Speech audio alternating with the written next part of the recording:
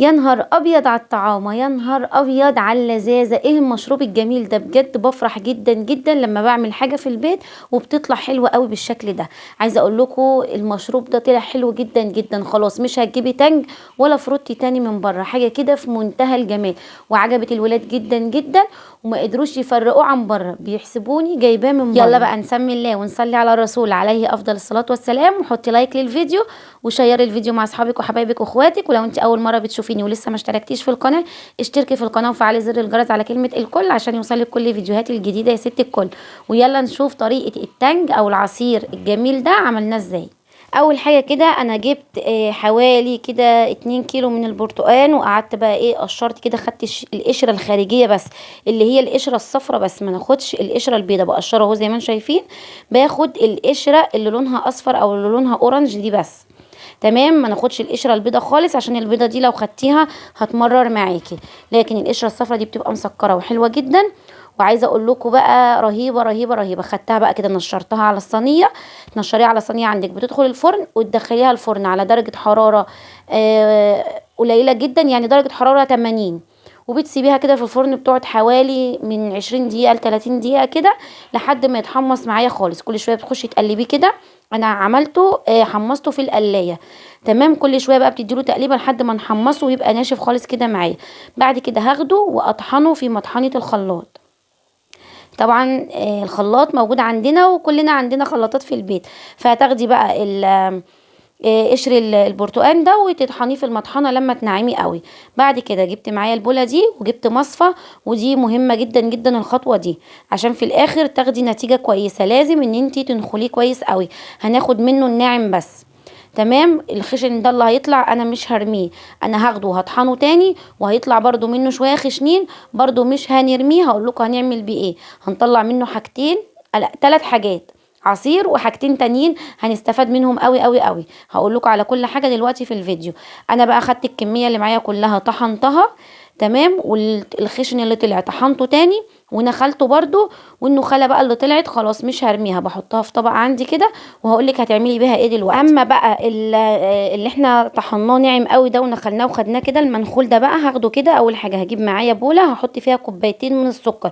طبعا تقدري تعملي كميه السكر اللي انت عايزاه، ممكن تعملي كيلو. انا جبت نص كيلو من السكر، وهحتاج له 3 مكونات.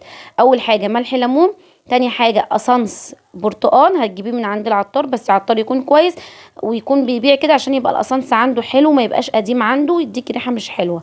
تمام، ده طبعا عطار انا بجيب منه معروف جدا، فحاجته نظيفة وجميلة وعنده كده صابح بصابح. حطيت قصنص برتقان معلقة مليانة، يعني هتجيبي ب10 جنيه. تمام، هتحطي لو انت عايزة كيلو سكر قولوا عايزة قصنص برتقان لكيلو سكر، فهو عارف الكمية هيديها لك، عشان ممكن عندك يبقى اغلى مثلا من عندي، ممكن يبقى ب15 جنيه، ب10، ممكن يبقى عندك ب5، لان الاسعار بتختلف من مكان لمكان. حطيت بقى على نص كيلو السكر معلقة كبيرة ملح ليمون، حطيت قصنص البرتقال، حطيت كمان معلقتين من بودر البرتقال اللي احنا عملناه. تمام كده، وكمان معايا لون جيلي اصفر او برتقاني. لقيتي اصفر هاتي، ما لقيتيش هاتي اللون البرتقاني او اللون الاورنج، ده او ده ماشي. انا معايا هنا اللون الاورنج، حطيت منه نقطتين كده.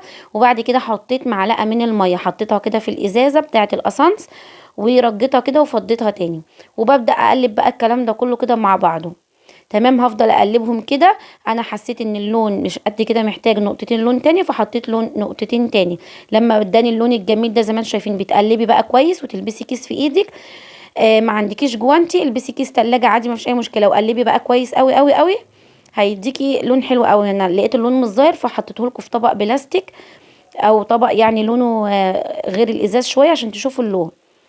عايزه اقول لكم لونه تحفه والله، انا عماله اجيب لكم يمين وشمال وافضي من هنا لهنا عشان اقرب لكم اللون واوريه لكم. لونه حلو جدا ولون التانج بالظبط. عايزه اقول لكم كده حاجه في منتهى الجمال. لو انت هتعملي كيلو سكر اعملي كيلو سكر، يبقى المكونات بتاعتنا هي السكر، عليها قصنص برتقان، عليها ملح ليمون معلقه كبيره مليانه، على النص كيلو هتحطي كيلو هتحطي معلقتين كبار مليانين ملح ليمون، وهتحطي قصنص برتقان، وهتحطي معلقتين من البودر. لو هتعملي كيلو سكر هتحطي 4 معالق من بودر البرتقان. تمام. وهتحطي بقى اللون الجيلي، ما تخافوش اللون ده بيبقى عند العطار برضو، بيستخدموه في الحلويات والتورت والحاجات دي، فهو لون صحي ما فيهوش حاجه. بصوا بقى شويه اللي فضلوا في البرطمان دول، هي حلوه جدا زي ما انتم شفتوا، كميه حلوه معايا. هعمل منهم تاني لو التانج خلص واحتجتي تاني هعمل، مش هعمل هيفضلوا عندي. لو عايزه اعمل كيكه بالبرتقال هاخد منها معلقه، لو عايزه اعمل بسكوت بالبرتقال هاخد منه معلقه، اي حاجه عايزه اعملها بالبرتقال هاخد منها معلقه، هتبقى مركزه وحلوه جدا وهتديني طعم البرتقال. اما الخشن بقى اللي هو في الطبق ده هتستخدميه في محلول النقع. مثلا انت بتعملي فراخ هتحطيها في المحلول انت بتنقعيه، هتحطي منها تطلع معاكي الفراخ طعمها حلو جدا. بتعملي بط بالبرتقال، شهر رمضان داخل علينا بقى، والبط والحاجات الجميله دي، هتاخدي برضو منه معلقه، هتحطي في محلول النقع بتاع الفراخ او البط او الحاجات دي، اي طيور هتعمليها هيديكي طعم حلو جدا جدا وريحه حلوه، وهيشيل اي زفاره من اي طيور هتعمليها. تمام كده، يبقى احنا كده ما رميناش حاجه اهو. تعالوا بقى نجرب كده كوبايه كده من عصير البرتقال.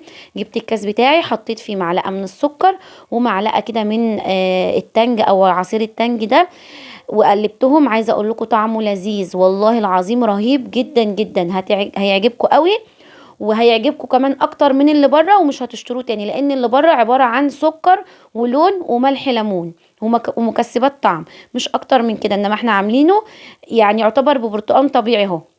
القشر مغذي ومفيد جدا، وفيه فيتامينات كتير، وفيه فيتامين سي، فانت طبعا هتاخدي كل الفايده وكل الفيتامينات اللي في قشره البرتقانه دي. عايزه اقول لكم ان الدكتور قال لي ان الفيتامين سي اللي في البرتقانه بيبقى في القشره اكتر من البرتقانه نفسها. فاحنا خدنا القشر استفدنا بيه اهو، حمصناه وعملنا منه احلى تانج او فروتي، حاجه كده في منتهى الجمال.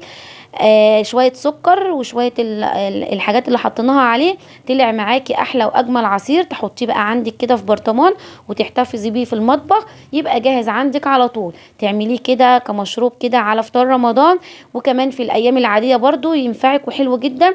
يبقى جاهز عندك على طول في اي وقت ضيف يجيلك على غفله كده، ما عندكيش حاجه تقدميها، حاجه حلوه ولا عصير، هتطلعي كده تعملي منه معلقتين كده على معلقتين سكر، وتخرجي باحلى عصير برتقال طبيعي حلو جدا. جربوه وانا متاكده انه هيعجبكم وهتدعوا لي عليه. يلا بقى حطوا لايك للفيديو، ولو اول مره بتشوفيني ولسه ما اشتركتيش انزلي اشتركي في القناه، وفعلي الجرس على كلمه الكل عشان يوصلك كل وصفاتي الجديده. ويا رب الفيديو يعجبكم وينال رضاكم. عايزه اقول لكم النص كيلو عمل معايا برطمان. بصوا البرطمان ده، شوفي انت بقى هتشتريه من بره بكام، يعني شوفي لو انت رحت اشتريتي برطمان التانج شوفي عامل كام. احنا عملناه في البيت من 2 كيلو برتقان بس، 2 كيلو برتقان تقريبا عاملين 30 جنيه، او مثلا لو كيلو ب25 يعني غالي قوي، هيبقى ال2 كيلو ب50 جنيه. تمام، يعني انا ب50 جنيه. بصوا عملت كميه قد ايه. ما تنسوش بقى تحطوا لايك للفيديو، والسلام عليكم ورحمه الله وبركاته.